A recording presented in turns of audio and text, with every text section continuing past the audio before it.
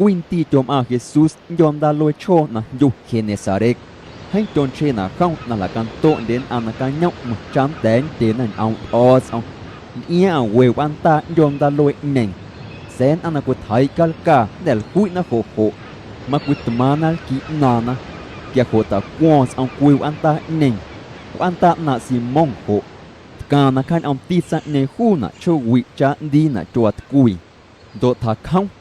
kian ông tên à chana wakate chains ông ta kian de sen nai trong no simon các san ở yêu ông ta wa te ya yunan hom ti do các to yo ki na yu nam khayo kalka o simon nào ta mấy cha chào nel ayat ia do mấy cui kaska tika thai à second time ông yo khum ta atki denal ananal ho hành de kalka ông na ski na asta ne kat iona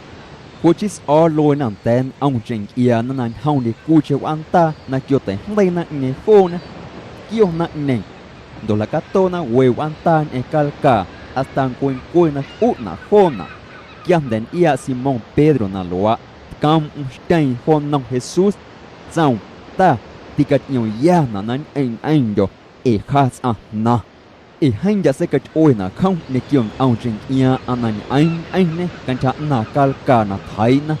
mà hộ tí thông hạ cô bộ nè kêu khoang dành ta sẽ bề đều